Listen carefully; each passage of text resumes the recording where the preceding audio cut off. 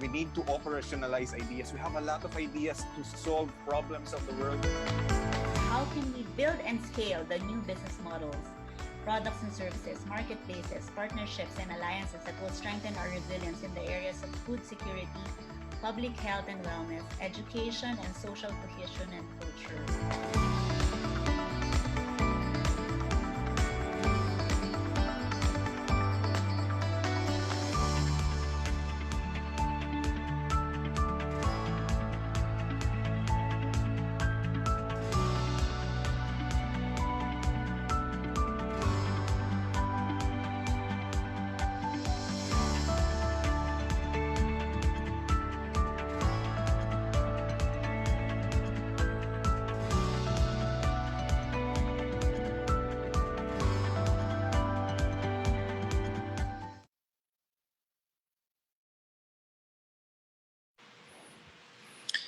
So good evening, everybody, and welcome to MDM Live this Saturday night. And my name is Richard Cruz. I'm an associate professor from the Asian Institute of Management, and I'm very grateful for all of you who are here joining us tonight. I'm very excited. Our talk today is 7:30 to 8:30 p.m. It's just an hour, but I think this is going to be the best hour that you're going to invest your time in this weekend. We have really outstanding guests tonight, and all of them are amazing people, normal people like us, but very amazing, and they have amazing stories to share with us tonight. And before I introduce them, I just wanted to say that the theme of our talk tonight is actually impact leadership in development.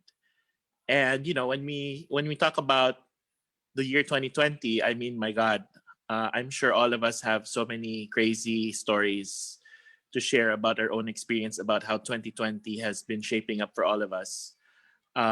It's already August. For us in the Philippines, I'm here in Quezon City right now. We've been in quarantine for more than 5 months already.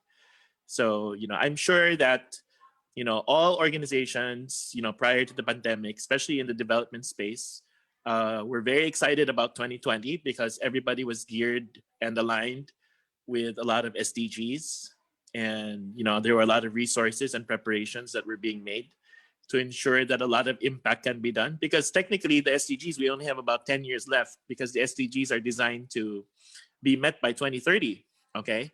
So on one hand, a lot of these things have stopped because of the pandemic. But on the other hand, as they say, as it's been said many times in many prior live streams, that we basically have had 10 years of change in several months. Okay, so on one hand, there's so many challenges that face all of our development leaders, but on the other hand, I'm sure a lot of them at the back of their mind is saying that it's good because a lot of the rigidity traps and the old mindsets are changing. So tonight, we're gonna spend some time listening to 5 very interesting stories from alumni from our Master in Development Management program. I'm very proud to say that in my 20 plus years at the Institute, that the MDM program is truly the most diverse program that AIM has. It is very common that every year we have probably more than 6, 7, 8, 10 nationalities represented within the class, representing a very diverse set of points of views and mindsets and values.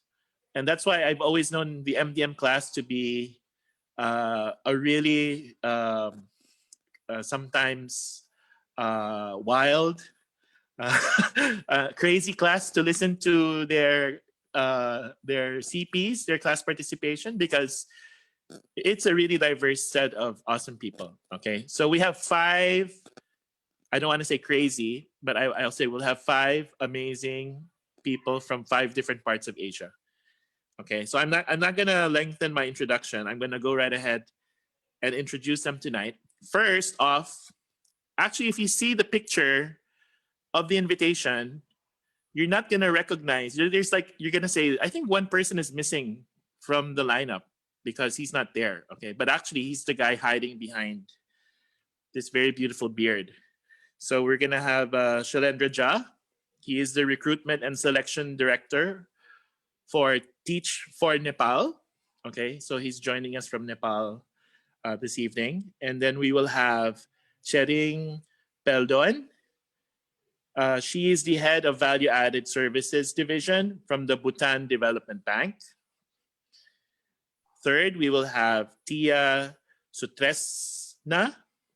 She is the founder, Director of Strategy and Programs at the Bulir Padi Foundation from Indonesia. So, you know, Indonesia and Philippines now competition who's going to be winning the gold medal in total number of COVID cases. No? So this is the daily conversation. Rinko Verma, founder and director of Reed Foundation from India. I'm sure many of you will love his story later. So you have to hang on and listen to his story. Very unique and interesting and important story. All of them. Okay. And of course, we have probably from our farthest location today, Farhad Kabiri, Area Program Manager from the Norwegian Refugee Council, NRC, Afghanistan. Okay. So we have a very, very diverse set of guests tonight. So again, to all of you who are listening to the live stream on Facebook, I welcome you. Thank you for investing 1 hour of your time tonight to listen to our great alumni speak about impact leadership. And if you do have questions or comments, please feel free to type them into the comments box. And I'm sure we will allocate some time towards the end to answer these questions. Okay, so to start off tonight, I'm going to ask all of them to maybe just like give a brief background and a brief introduction of like what they're doing and who they're trying to help and what's their context. So I'm going to start off with Shailendra. Okay. Good evening, everyone, and thank you very much, AIM and MDM, for inviting us in this wonderful conversation. And I really look forward to this conversation in this afternoon. So talking about myself, I work in Teach for Nepal since 2014, even before going to AIM, and still after coming from AIM, I'm still working in this organization. Just let me give you some background of school education system of our country. There are two kinds of school in our country. One is community school, completely funded and supported by government of Nepal. And second one is private school, which is owned by individuals or organization registered under profit-making purpose. So in today's time, around 75% of our students goes to public school and 25% student goes to private school. And if we see the result or learning outcome of students, we find more than 90% of students who are going to private school perform better, while 9 out of 10 students struggle in public schools. This means only 1 student out of 10 are performing better. The big question over here is who goes to private school and who goes to public school? One who comes from low economic background, one who comes from marginalized community, born in rural Nepal, born as a female, they have very limited opportunity to go to private school, and they have only one option or choice to pursue their education and to go to the public school. But the privileged one, they go to private school. So in today's Nepal, we are creating two different societies. Going to private schools and public school determines the future of our students. Hence, again, I want to emphasize the choice of schools determines the future of our citizens, future of our children. And we are creating two different societies. The system, the governance is creating two different societies. And this gap is increasing day by day, dividing the citizen. We believe if we really want to develop the country, if we really want to bring the positive transformation, we need to end the gap in the classroom. We need to end the gap in the school. Hence, we at Teach for Nepal, we work to bring the education inequity in the country with only one vision. One day, all children in Nepal will attend an excellent education, despite of their gender, despite of their race, despite of their community, despite of their economic background. And here, my job is very crucial to motivate and to encourage outstanding Nepalese youth to join this movement and engage their time in providing quality education to our children. And this is where I am engaged, and I'll be talking more about my work and definitely more about other development issues, and also excited to learn. So thank you very much, Professor, and I look forward to hearing from other teammates.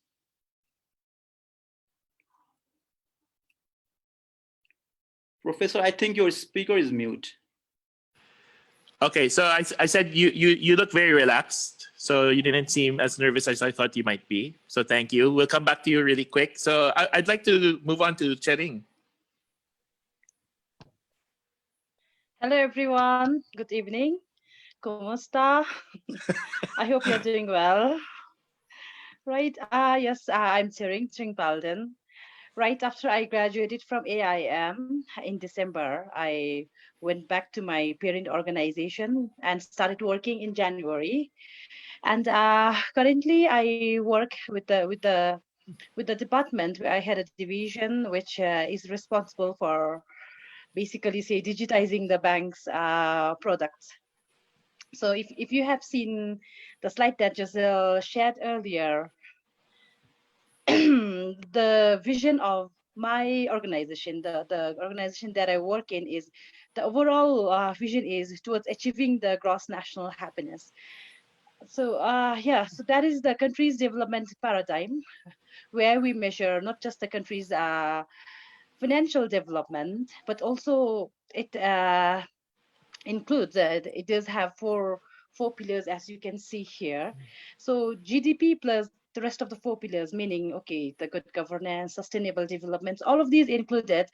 That's what the country plans to achieve, works to achieve, and that's what the vision of my organization is also. So through by becoming the bank that people choose, trust, and bank with, we work to achieve, to contribute in achievement of the national development. So yes, which is why one of the most important stakeholder becomes the people, the account holders. Not just the account holders, we have this special focus on the rural segment of our population. And me, as I told you, since I am responsible for digitizing the banking services, now what I am responsible is not just digitizing the banking services, but also making sure, okay, all our clients are on board. Okay, they're on the platform, same platform. But the challenge we have is, okay, you know, Bhutan, all right, it's one of the developing countries, and the general literacy rate of my country is 71%, 71.4%. And if we look at the youth literacy rate, it's 93.1%. So meaning we have people maybe my parents' age and older than them, most are illiterate. And that's one of the biggest challenges that I face working in this division of my bank. And compared to other banks, when other banks have more of the young population as their clients, the bank I work in, it's the rural community, not that literate. But then, yes, we need to digitize the banking, even the credit, all the sectors. The services we provide are, yes, like any other bank. We take deposits, we provide credits. But again, yeah, like I said, having everyone on board on the digital platform has been a big challenge, because okay, when we look at it, we have, when we say the literacy rate is low, we also have semi-literate people, those who can read and write my native language, and those who can read and write both English and my native language. But again, since like I said, though the most important stakeholders are our clients, one of the most important people, say the party that the bank have to rely on is the vendors, the app developers, say maybe our data scientists, data science students, people like them. So these are mostly based in English, and then having it changed to my native language and designing things for this section of the people. Plus also we also have PWDs, so having to include all of these is see, it's a big challenge actually. It's a big challenge. So yeah, then going on, yeah, I hope we can talk more on how we plan to tackle these, and how having studied at AIM will is actually helping me face these challenges. Thank you, Chering. Uh, I could feel the challenge in the voice, in your voice. So thank you for sharing that. Okay. So next, I would like to call Tia to share her story. Hi, Prof. Good evening. Good evening, everybody. And of course, thank you to MDM and AIM for this platform. As introduced earlier, I'm with a local NGO called Bulir Padi Foundation, which was founded in 2002, actually. So it's been 18 years and counting now.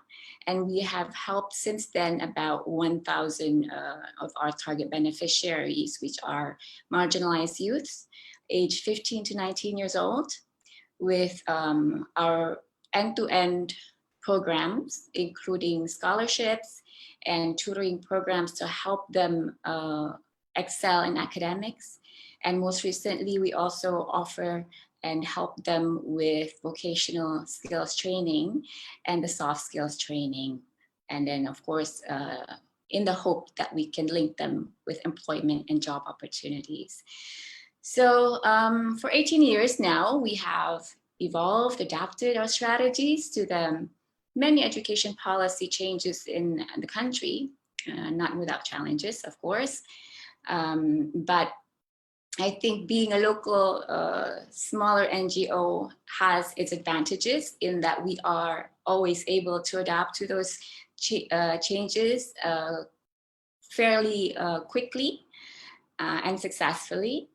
Just late last year, I think we have established a partnership, which I think was one of our milestones with Plan International Indonesia, where we were given the opportunity and funding to support 400 marginalized youth in the Jakarta slums area. So suddenly it was a huge change for us, you know, from supporting 50 to 70 kids a year and now handling 400 kids a year. So yeah, it's always an evolving and turbulent thing to do as a smaller nonprofit, many challenges, and especially now in this current situation, which I'm sure we'll talk about again later on tonight. Okay, thanks, Tia. I'd like to call Rinkle to give a quick overview about what he's doing. Yeah, thank you, Professor. Hello to everybody. I'm Rinku from India, and I'm MDM 2019. After completing MDM, I decided to start my own organization, and I founded a Foundation, which is basically a radical and emerging approaches for development in India. And currently, so the basic mission or the trying to do the things with in the organization is to achieving the universal development goal. So which is very, as Professor said, this is our agenda for next 10 years, sustainable development goal earlier. So basically now we are working on the very unique problem, the issue of which is related to Shailendra school education in India, because this is a poor menstrual hygiene management in rural schools, basically the government school, the public schools. Because of this, the poor menstrual hygiene, the girls are forced to drop out, or they are absent during their periods time. And this brings them to this all phenomena brings like the issue of gender inequality in the education, and it's a very primary level.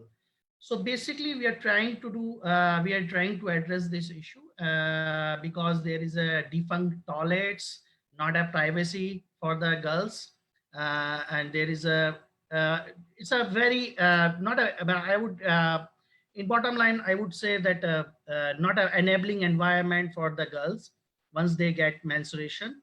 Around 23 million girls in India itself, drop out every year from a school system, and which is a very big loss for Indian economy also.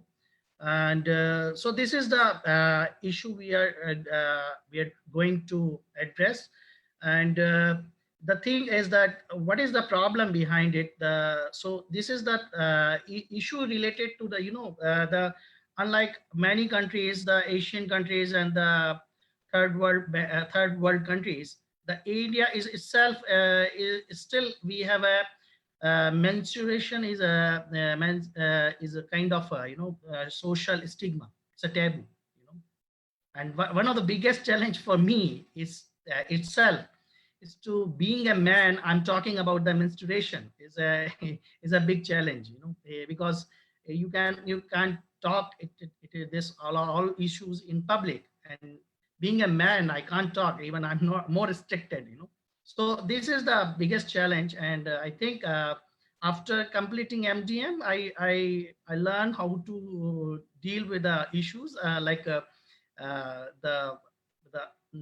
abnormality of the system.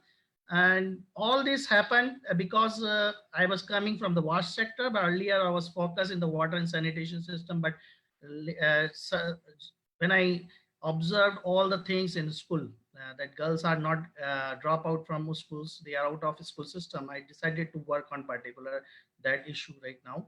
And this is more about more related to 4 or 5 SDGs. So, and this is all about because the man, the man problem, the man issue related is the because this whole issue is the social stigma. Nobody wants to talk about it. If nobody wants to talk about it, how we will deal it? I mean, this is very difficult. This is not a priority anymore, and this is more about not about the gender equality in the education, but I think this is more about the dignifying the being a human. So this is more about the human right. So I will discuss with all about this further. Thank you. Thank you, Rico. So let me call now on Farhad. Okay, thank you, Professor. Thank you, everyone. What time is it? What time is it there in your place? 4:30 almost. Okay. Okay. All right. Thank you. Good afternoon, everyone. Thanks for giving us this opportunity to be a part of this platform. My story is a little bit different than my other fellow alumni, because when I decided to come to the Philippines and take my master's degrees, then I had to leave my job. So based on the organization policy, I had to formally resign. So I did that compromise. And because studying at the IIM is really worth for such kind of compromises. So I made that compromises. So I studied the MDM in 2018. And then when I graduated from the MDM program, then life again gave me two options. Whether to study or continue my PhD degree in the Philippines or going back to my country and just provide services to the people. So initially I was planning to continue my PhD degree in the University of the Philippines, Los Baños, but then due to some technical issue, I had to come back to the country. So at the meantime, I had 2 job offers from one of the USAID contractors. Then for some reasons, I accepted the job offer with Promote. Promote is one of the largest USAID funded project in Afghanistan, improving the woman economy in Afghanistan. So it was a short assignment and I joined to that program. The main idea or the main goal of that project was to provide support to the local SMEs or small and medium enterprises in the country, particularly in the western region of Afghanistan. So during that short period of time, honestly saying, it was a good opportunity for me to use all the tools and theories that I have learned at EIM. So after completing that assignment, I decided to shift from the development more to an humanitarian work. So on July 2019, I joined with NRC, Norwegian Refugees Council, which they are working mostly for the displaced people in Afghanistan and also in other countries. From there, I started as an ECLA project manager. information counseling and legal assistance as project managers. And then after 6 months of working with NRC in the Western region, I was promoted as an area program manager. Here, usually I am leading the portfolio part of the program portfolio in NRC. Usually we are supporting the displaced people, particularly those who are displaced due to the drought and also other natural disasters in the country. You know, Afghanistan is also, there are lots of conflicts and also natural disasters and all things. But our main idea is to focus on that based on the vision of our organization, which is right respected and people protected. I'm really happy to be a part of this team. We are transforming communities. We are supporting the most vulnerable people in the country. So yeah, that's really, I'm enjoying my work here because this is more, though it's like kind of emergency interventions, but we have also durable solutions as well. We are working with other agencies and also with the government to support this community, to enable them to go back to the place of their origin, or whether create job opportunities for them in the place that they are settled temporarily. Okay, thank you. That was amazing. Thank you. I just listening to all of your stories so far, if I counted how many people the five of you are impacting either directly or indirectly, I'm sure we're talking about tens of thousands or even hundreds of thousands of people. So wonderful so far. I just wanted to maybe ask in this round, can you give us like a very clear, glimpse, or, can you help the audience understand what the key challenges are, and like what are the strategies that you're trying to deploy to overcome those challenges? I mean, we don't have a lot of time, but I would really appreciate it if you just gave them a glimpse of like what the difficult challenges are. And then like in your mind, what are the key strategies that you're trying to execute, and what are the challenges in execution, etc. So maybe I can go back and start with Salendra again.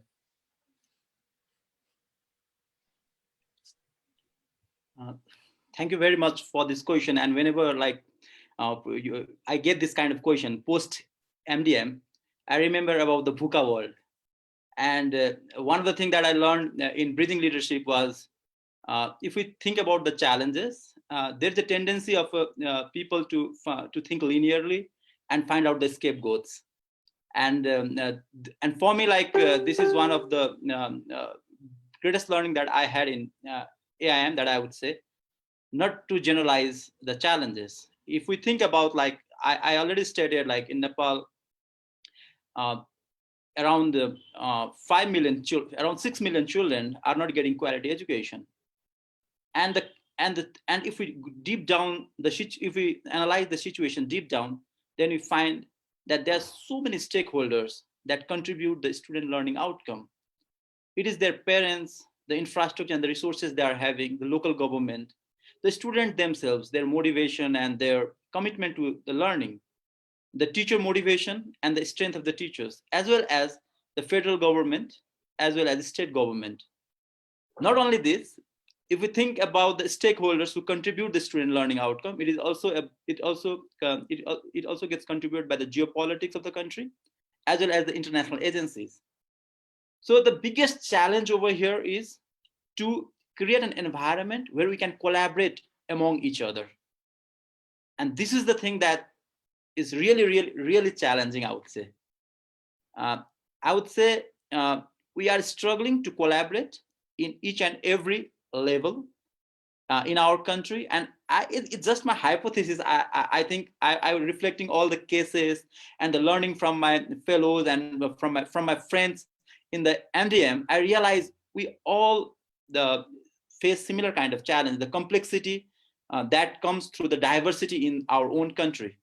So I would say the biggest challenges that I see in my work is the collaboration, is to understand the context and able to empathize different stakeholders and able to create an environment to collaborate or co-working. Again, I would say implementing the breathing leadership, ownership, co-ownership, and collaboration is the key that is needed to solve this. And very precisely, I would say, in Teach for Nepal, we realized that we need to invest on nation's brightest youth graduates by placing them in the rural community, where they will be understanding the real situation of the community, they will understand their voice, and they also have the potential to implement those voices to the policies, or they have the capacity to bridge the policy and the grassroots level in the future. So I would say, like, we are preparing our youth to have the skills to collaborate to solve the complexity of this complexity issues of this development. Okay, all right. I'm gonna swing over to Chering right now and see how she feels about that. I understand that you and Chering were in the same learning team when you were in school, I think. Yeah. Okay, so yeah, like we were. yeah. Okay, so our other. okay. Okay, so I'm gonna swing over to Chering and Tia after, just to maybe get some reaction about that. Yes, Prof. So Shai, me, and Tia, we were in the same learning team. Yeah, during our stay. Yes. So the challenges when Shai talks about it's too intense. The number of people the number of people who can't get the education, and then everyone who has an obstacle to get some good education. So when we look at that and compared to the number of people we have in Bhutan, actually it's pretty low. Even the total population we have here is less than 1 million, around around 700,000 people. That's the total population of my country, and the challenges, whatever the other world face, we do face it. For example, the current situation, the COVID, we do have people, and then as of today, we have 31 active cases from the total of 133, and then today is the 4th day of the lockdown. The lockdown finally happened. Yes, so looking at these have actually taught us more lessons, given us more challenges, because like I said, the work area I am placed in and my organization is on digitizing the bank services. So that's to bring on board everyone, say financial inclusion, that's the proper word, financial inclusion. And when I look back at the things that have been happening, the start was also not that early. It was only towards the end of 2017 that we started on digitizing few products. So that's how we have started, from the payment side, like making payment from your own account. So moving to credit side would take looks like it'll take some more years. But yes, the biggest challenge is knowing what is needed for creating that platform, to creating the product. Then yes, we know it's for the people, for our clients, but then the mix of the client is another bigger challenge. Then it's also understanding the technology. When we want a product, actually the people who want the product should be thorough with, okay, what kind of product we want. But then many of us are not thorough with the technology that's in the market, and technology keeps changing. Actually, it's too fast. Before we learn about one technology, there's already more advanced few products already in the market. So yeah, we do try to design, we do prototype, but again, it's a challenge, because after a few months, that's obsolete, and then we are forced to revisit it, and then yes, make necessary changes. So yeah, having said those, the what the bank is doing is, yes, we do take surveys, we do ask people, we do compare with the international standards, we do try to comply, and then we are getting on all of those. But still, one of the biggest challenges I personally feel is not the technology or the bank's infrastructure. It is educating the people, our clients. Like I said in the introductory part, most are the bank is focusing on the rural clients, and then most of our older generations are illiterate. So yes, just designing a mobile application doesn't work, because again, you need to teach them, all right, how to use it. But are they using TikTok in Bhutan now?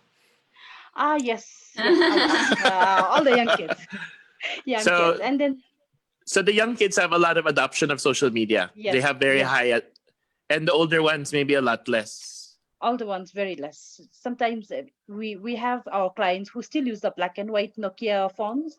They don't even use the smartphones. So those are the challenges actually. First, okay, if we are to onboard them on the digital platform, we first have to teach them, all right, about how to read, how to write, how to everything. Then, so the easier way would be what we are now currently practicing going through is easier way is to get to the language that they are able to understand. So that's the native language. So So yeah, really trying to after go that down, is really trying to go down to, yes to the really trying roots. to meet, really trying to meet them where they are.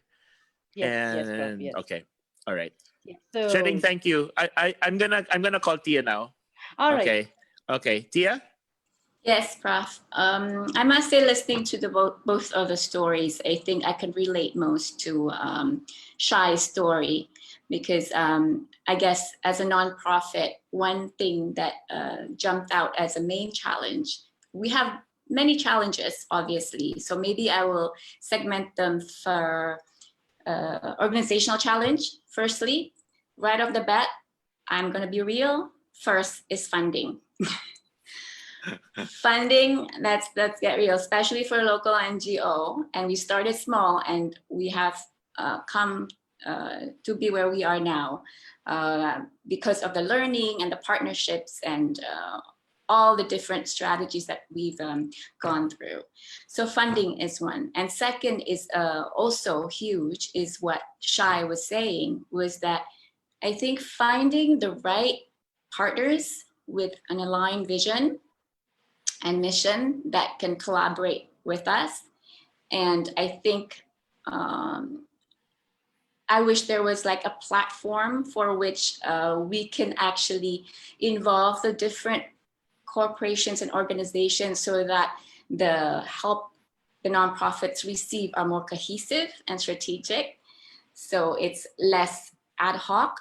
So that is also a huge challenge, is to make sure that our partners are, the right partners are aligned to what our strategies are. Because as a nonprofit, just because we are small, it doesn't mean we don't have our own strategy, right? I think that's the most important thing to have as a small nonprofit, is that you do have to follow a certain strategy and you have to commit to it. And then you have to make sure that the partners that you select actually fits into that strategy and not the other way around of us trying to fit in to a corporation strategy. So that's, I think, one of the biggest challenge, because sometimes that can actually lead us to be astray from our initial mission and strategy, just because who can refuse grant, right? Who can refuse funding? So it's always a challenge there. And at an organizational level also, I think one of the most important thing for us, what I've learned, is human resources. Just finding that right type of people to join us and help us carry through this mission. For nonprofits, I think one of the most important criteria is that that person must be, one, selfless. It's hard, right? And mission driven, and then just have passion of what we do, because that's how I got through it for these 18 years, that's what drive me. So selecting that type of people is hard. And in relation to that also is the challenges of just capacity building internally in organization, because sustainability is a huge thing, right? So, and then one of the factors that can contribute to that sustainability is people within the organization, and then the systems that are within the organization, the strategies. So I think for me, those are the three main challenges to deal with. Okay, all right. So this is great. So let me just do a quick summary for the three, right? So I think Shalendra was saying that, from his point of view, a lot of the challenges really are, just getting people to sit down and engage and have a conversation and be patient enough to listen and to try to understand the problem together. I think, he was coming from a point of view of just trying to engage all the key stakeholders. I think Turing's challenge so far has been really focused on, you're building this solution, you're building these digital solutions, these digital technologies, but, are the people that you're trying to help, are they ready? Are they ready to receive these solutions? Are they ready to leverage these solutions? And you're seeing that there is a gap, there is some kind of digital divide, some technology divide, and there's a need to bridge that. And, from Tia, what I'm getting so far is a lot of the challenges are like resource mobilization, funders, mobilizing human capital, human talent, and then, putting them together, the right combination and aligning them, right? Getting them to align with you and not the other way around, so that everybody together can drive the strategy moving forward. Okay, so, these are all, different facets of the challenges. I'm going to move now to Rinku and Farhad. Yeah. For my perspective is that the main challenge in the menstrual hygiene management itself is very deep rooted in the social norms, because India is a patriarchal society. It's kind of thing that women are considered second citizen. They are not sometimes considered as a first citizen itself. So it's a very deep rooted and very long history of social norms. So the first challenge is how to shift the people from the norms they are adapting from, they are following from the years of practices, and how to change their behavior so they can think about the menstruation not as a social stigma. They can talk openly. For this particular in school system, so our concept is like that how to mobilize the community fund, the community financing for establishing the menstrual hygiene management infrastructure in the school. So it's for the sustainability purpose. The government is not cannot provide the funds, first of all. And if the government is providing the fund, the MHM, the menstrual hygiene management, is not prioritized. They spend fund everywhere, but they don't build the toilets and they don't provide the services for the girls student. So the modus operandi here is how to engage the community people to look out in the situation, to mobilize fund, and also make them sensitized for the monitoring of the whole process for the sustainability perspective. So in that I would also go to I would also like to go to basic leadership things, how to co-create and co-ownership, develop the co-creation and the co-ownership. And for this perspective, as per my learning from MDM, which is very useful for me, is to, earlier before MDM, I was looking the problems at a very superficial phase level, that, oh, this is all happening, but I was not able to, dig into the, the system, why this is happening, And when I was doing all the assignments and all the readings and all the class participation in my MDM class, I learned that, this is all superficial. The way of thinking, it has changed now.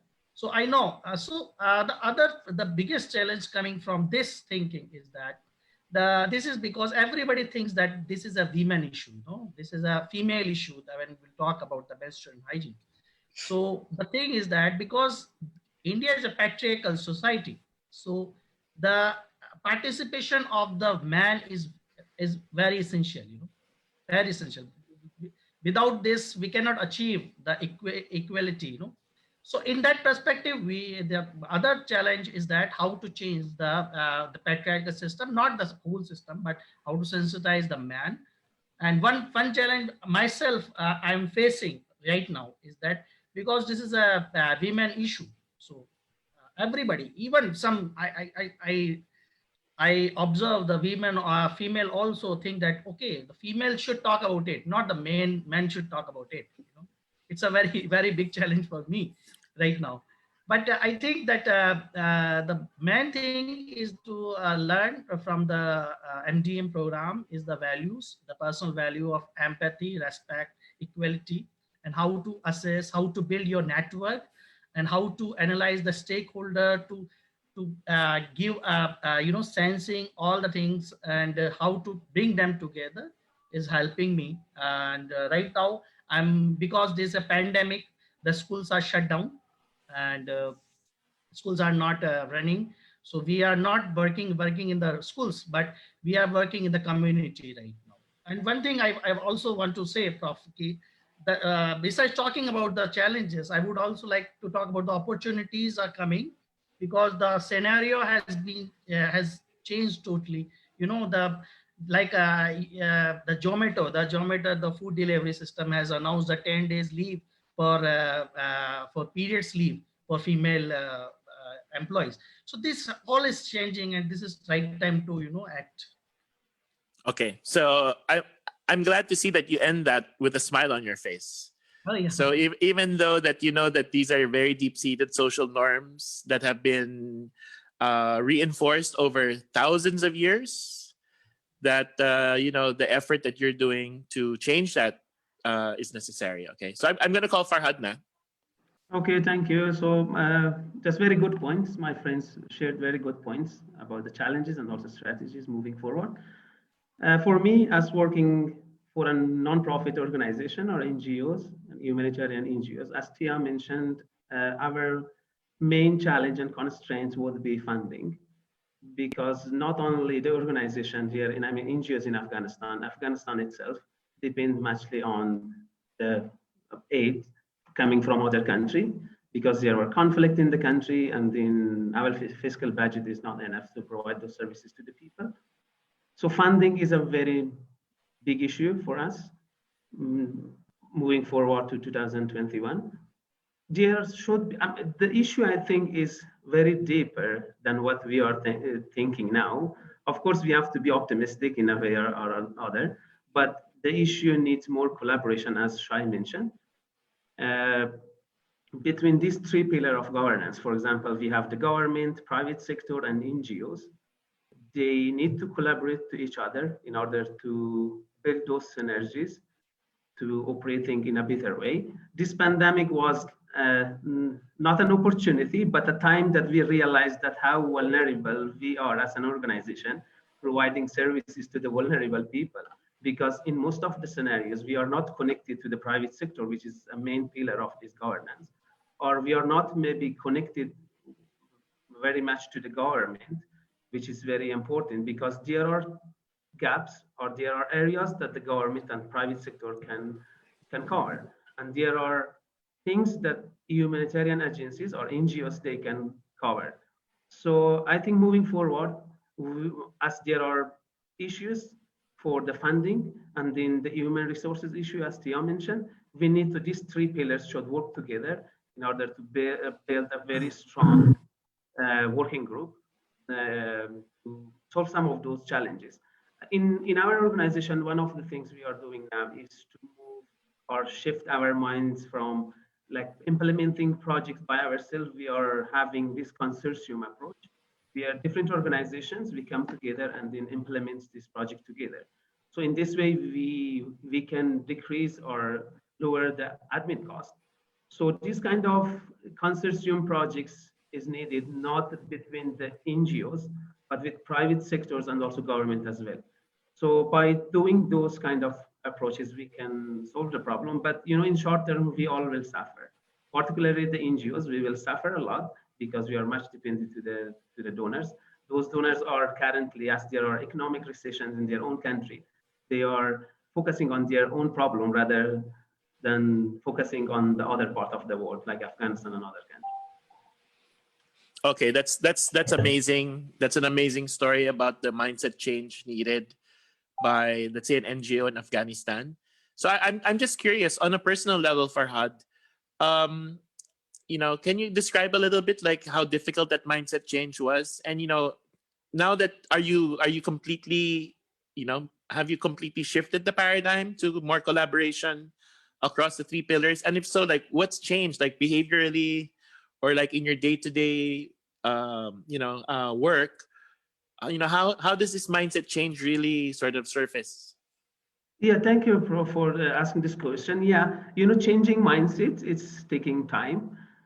It's not easy, particularly in a context like Afghanistan, which we have been suffering from these conflicts for a long time. But hopefully, in our organization, for example, we have created like a more, let's say, vision-driven, collaborations, and also within the community. It's difficult, but we are trying. It's like a kind of transition period for us.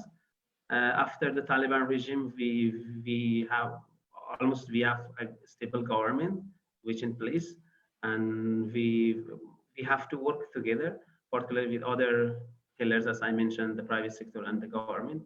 But still, there is a long way to go. I'm not sure if you have heard of not.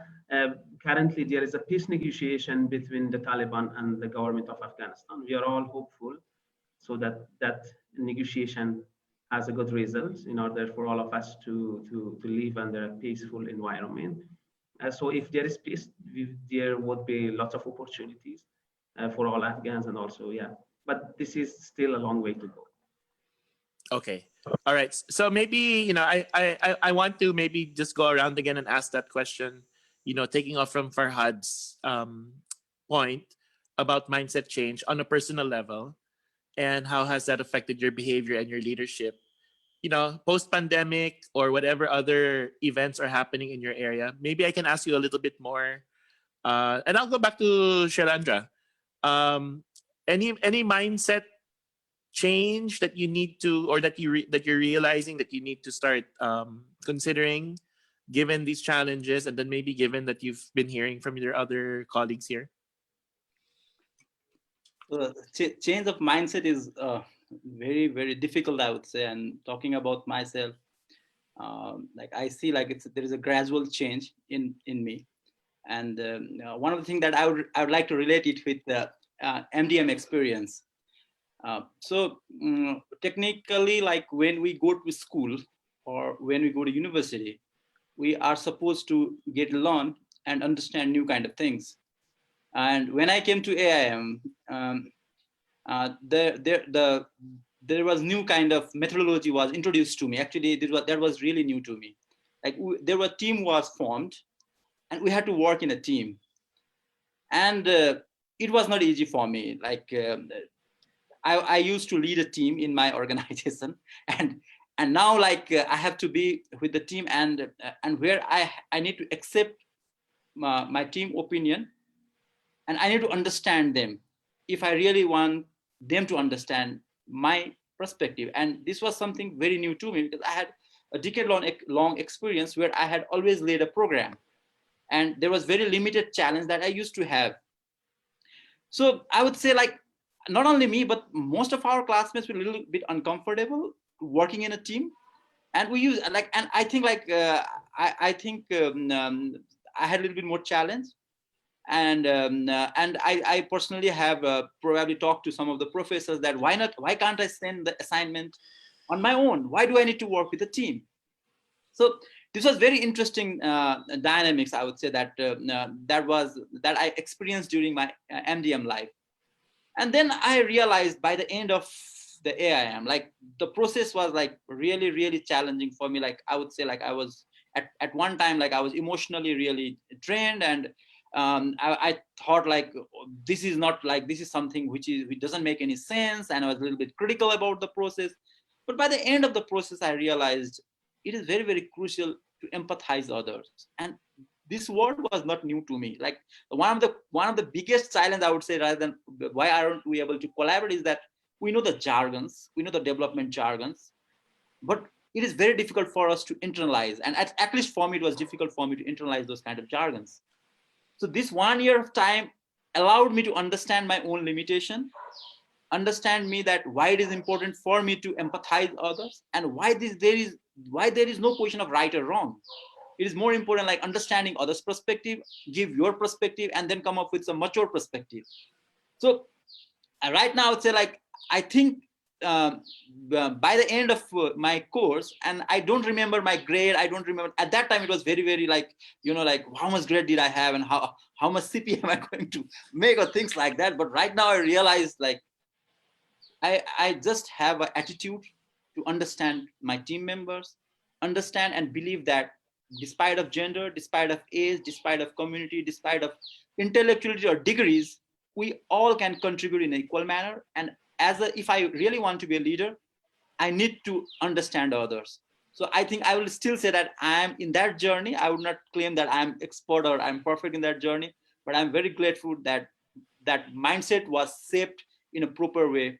And I'm continuing this, and these things applies in pandemic. Like I think we all say like no one was aware about this pandemic, and we had no idea, and no one is expert.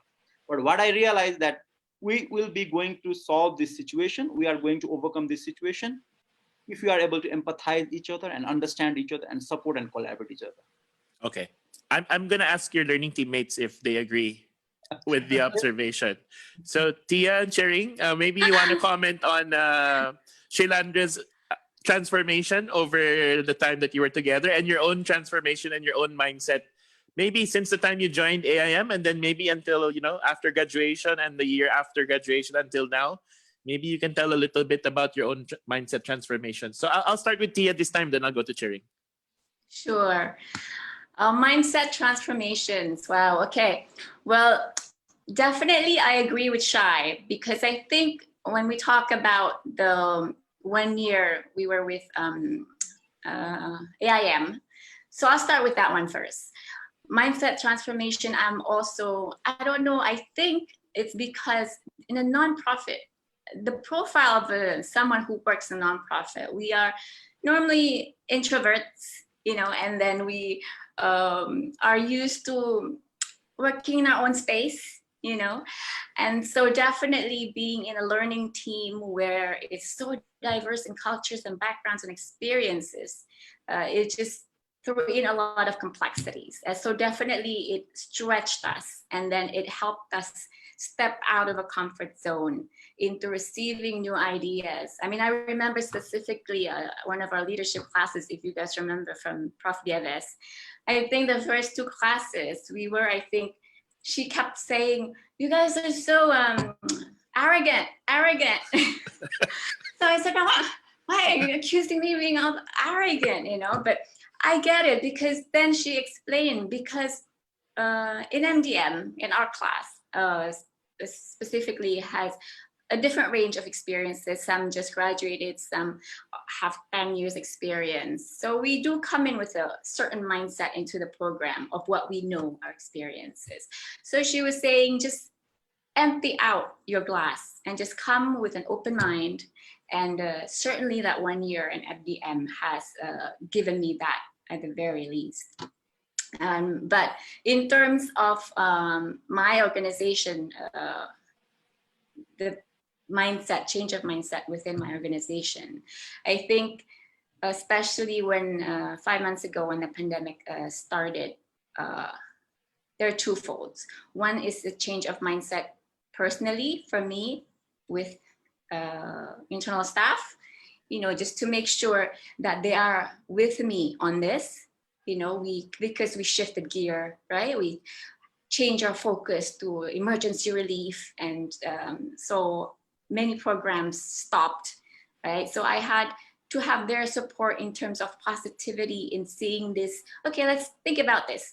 How can this challenge be turned into an opportunity? And that's hard to do, because in reality, their life has turned upside down outside the office, right? And the same context goes with our target beneficiaries. Their lives have been turned upside down completely. And of course, as everybody knows, whenever there is a crisis, there is a pandemic, the marginalized community is the most hit group of people. So here we're talking about target beneficiaries of kids who are living in a space of 25 square meters, having to stay home and doing online schooling, and some of their parents are out of jobs, right? But then they have to keep their kids in school, so they have to have extra cash to find ways for them to get on the internet, and small things like that. So for us, as an organization, also trying to change their mindset of how this can be positive is definitely very difficult. Okay. Chering? Thanks, Tia. All right. Mindset transformation. Yes, I completely agree with Shai. I have seen Shai go back home a different person than when I first met him in the school. Not as a person, but yes, as a team player. As a team player, he's Yeah. really changed towards the end of the year. Yeah. So yes, if I talk on that term, even for myself personally, going to AI, the learning teams have been the biggest player, up from the professors, of course, and the class as a whole. Every day of the class was not like a class, but because we had, like Tia said, people with different experiences. Our classmates, our friends came from different cultural backgrounds and different work nature. We had doctors, we had priests, so yeah, we had almost everyone, and it was like it every day was like an international conference where you hear an idea from here. Oh, that's something else.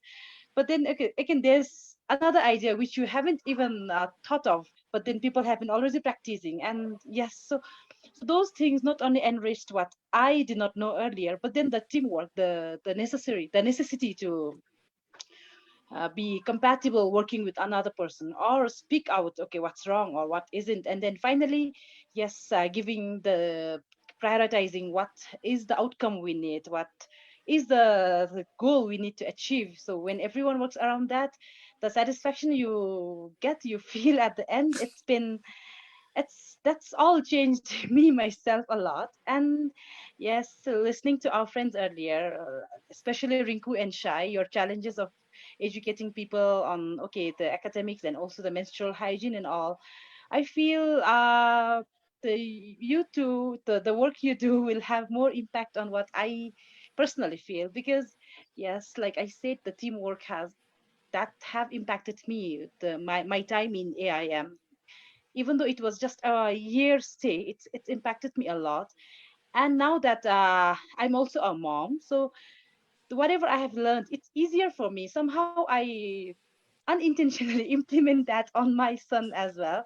So somehow I feel when my son grows up, he'll be, how do I say, a better leader. He already has more understanding of the different religions, the culture, how we respect other races or everyone, and how we learn to coexist. So yes, I think it's mothers who have been to AIM. I think they'll have sorry, I think they'll have a bigger tool to nurture your Yeah. child. So that We way, the challenges that Rinku said, especially men have in India, also women, that would be similar to that. Those would be, I think, addressed more if more women were educated and more girls came to AIM Yeah. and so on. Okay. I think Farhad wanted to jump in with something. So before I call Rinku, I'll just let Farhad jump in. Okay, thank you, Professor. Just to add to what I have said before, when we are talking about transformation, yeah, it could have two parts. One, transform ourselves, and then transforming the communities. In terms of transforming ourselves, yeah, IM had a really great impact on us. But now, when I say that there is a long way to go, I meant to say that transforming the communities, because this is it needs lots of efforts and also lots of supports to the system that we have, and also to the community, in order to transform themselves as well. As a leaders, then we need to influence others by our behaviors and also by what we have learned. So that's what I meant when I say that it's a long way to go. Okay. Yep. I think I can feel that more than I think it when I listen to you. So I'll let Rinku give a comment. We're actually towards the end of our conversation already, but Rinku, mindset transformation. Yeah, so for me, transformation matters a lot. in AM learning because right now, I think earlier I was individual person who want to do everything myself. One thing I learned that, being a team, be a part of the team, you have to control your pace. You can't run fast, you can't run slow, you have to be people. And this is very, very important in the other, the sense of diversity of the MDM, which I really, really appreciate in my whole tenure in MDM. The diversity is amazing thing of MDM, because this because this is a development sector we are working right now. So we are not working with the people who belongs to development sector only. We are working with the bankers, we are working with the account people, we are working with the engineers, we are working with many people. So at the end, I found everybody in my class when I was discussing the case, I was discussing the topics, and I got already perspective how they think, how they react, how they behave, even in my learning team. So this is the one of the best learning. And in other sense is that which transformation within me, I really understand the value of listening, the value of analyzing the deep rooted cause of everything. Not the talking about superficially about the anything. Assess and analyzing the things and listen to others is a very big learning from AM. And in the community level, the transformation, yes, it's about the behavior change of the social norms for me. But I think I will keep my learning from MDM that you have to be sustainable from your whatever you are doing. Think about the sustainability. Don't talk about and don't initiate the process for the superficial results. Think about the sustainability. And this is all about in my mind, and I'll keep this in my mind. Okay, thank you. We have a question actually for Shai, but I'm going to ask this for everybody. And I think Tia also touched on this, and I'm sure everybody else touched on this, okay? But the question actually to Shai, which I'm going to rephrase a little bit. This is a question from June Saltarin, okay? So the question is to Shai, how do you motivate and encourage your country's young students? Okay, and I guess the question basically is, how do you motivate your stakeholders? How do you motivate the people that you're trying to help? So I'm gonna start with Shai, but we're gonna go, and I think Tia also talked about this. One of her big challenges is how to make sure that despite all the disruption in everybody's lives, is how do we push forward? Okay, so maybe we can take this as an opportunity for me to ask all of you, maybe as a way also to close. How do you, as a leader, how are you communicating and how are you articulating ideas in a way that will motivate the stakeholders and hopefully also motivate the audience that's listening to us tonight? Okay, so Shai, maybe I'll start with you. Or should we let the wise man with the beard speak last? I don't know. Yeah, I think we can switch a little bit. That'll be interesting.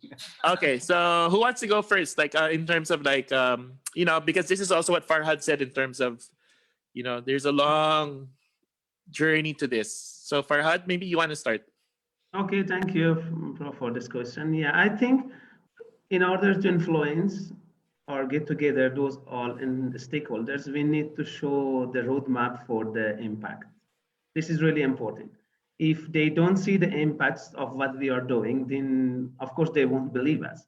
So that's very important. No matter if you are working with an NGOs or private sector, we need to show the impact to our stakeholders and also to our customers in order for them to believe. And then that would be a good way to encourage them to join and collaborate for all of us to achieve those impacts.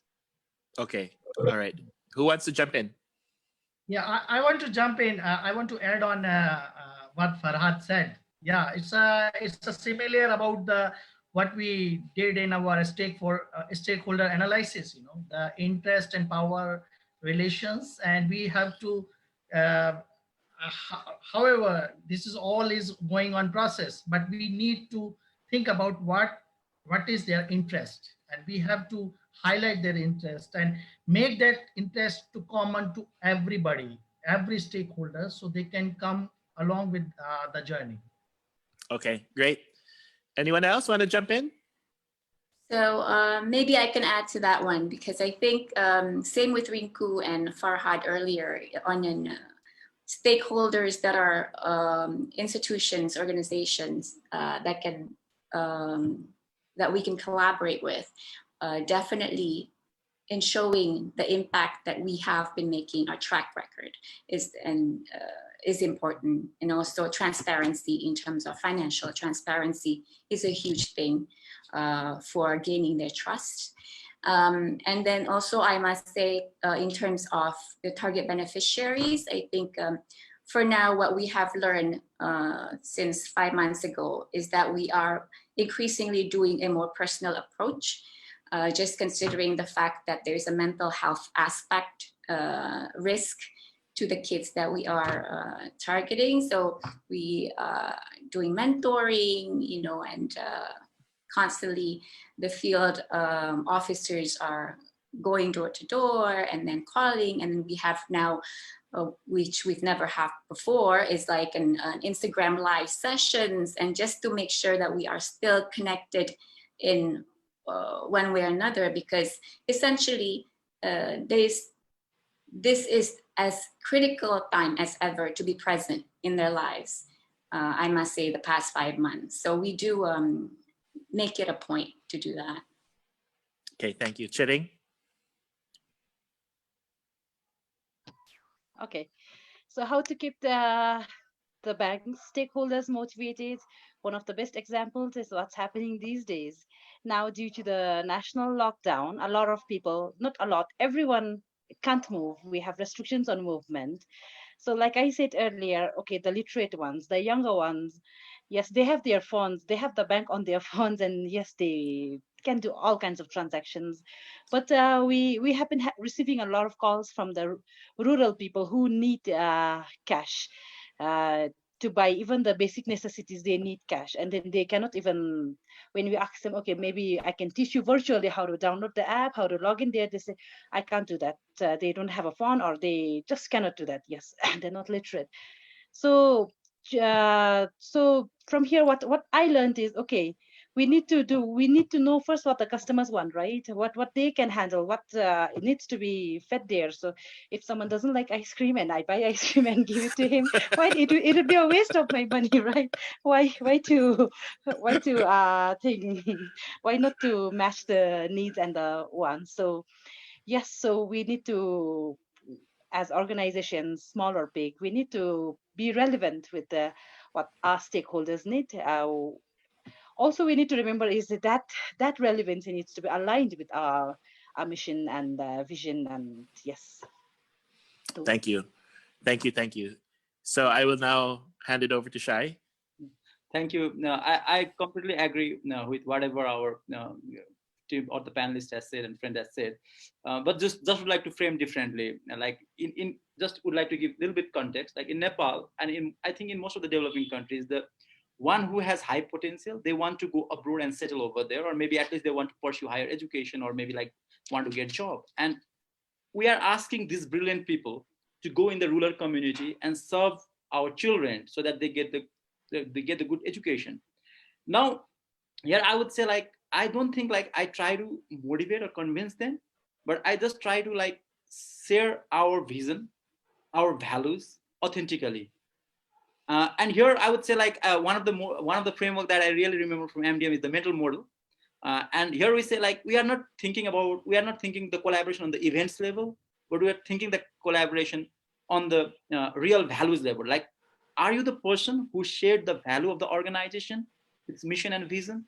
Then this is the thing for you. And when we are being very authentic to them, then they realize, okay, my personal aspiration is to bring some transformation, is not to limit myself in 10 to 4 job or be the member of the crowd, but I want to do something different.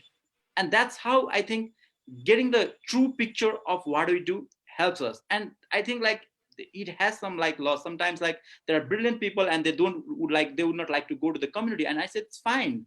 If your values is not aligned to our values, it's fine. You can support us in other ways. Like at least you can be our well-wisher and you can be an advocate of our work. But if you are not convinced, then better not to come. But if you come, then be 100% convinced to bring the transformation. So here I would say, like, to all our members, like there have been, like, not only in the area we work, but also in the area of fundraising. And I think Tia brought it very beautifully, like about the values. Like it is very, very crucial for us to be aligned with our values. And even like if people come and they say, I'm going to give you this much money.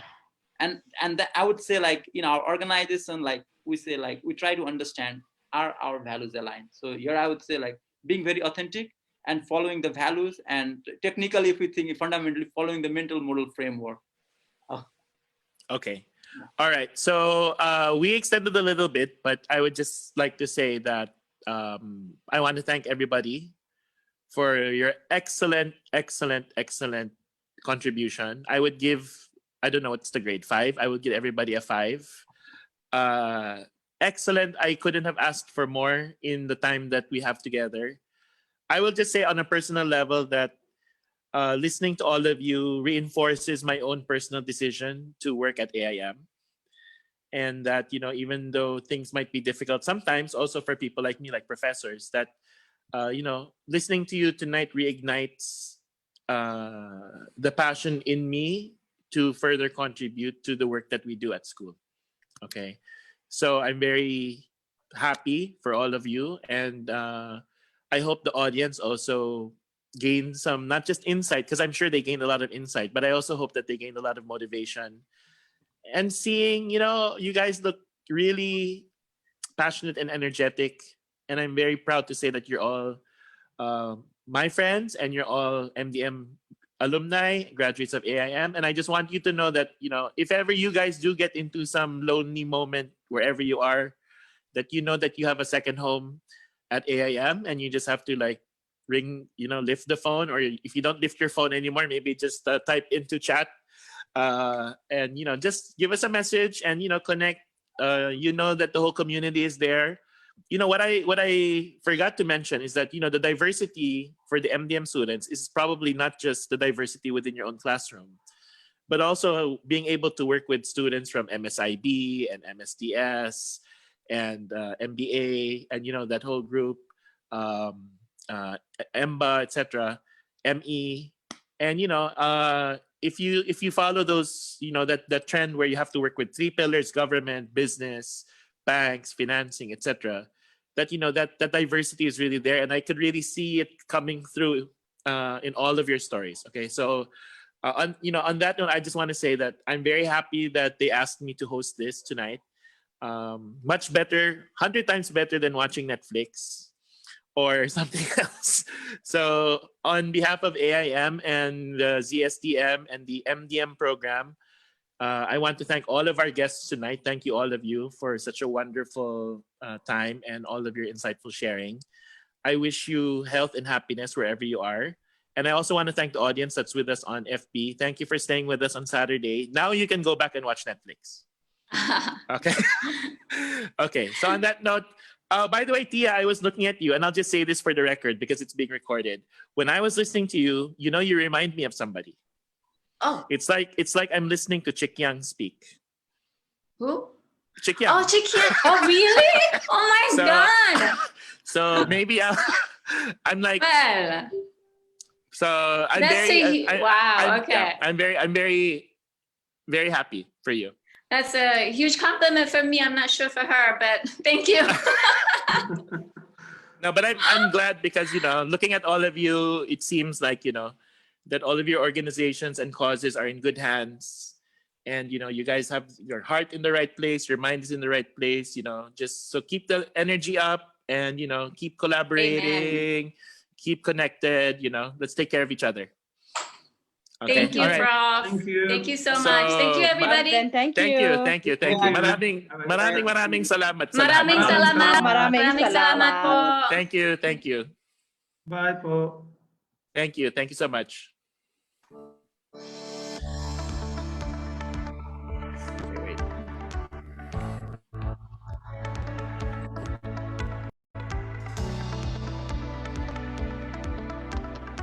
Chering, thank you so much.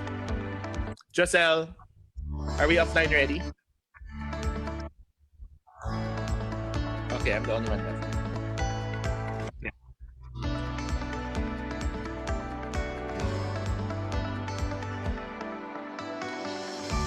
Joselle. We need to operationalize ideas to solve problems of the world. How can we build and scale the new business models, products and services, marketplaces, partnerships, and alliances that will strengthen our resilience in the areas of food security, public health and wellness, education, and social cohesion and culture?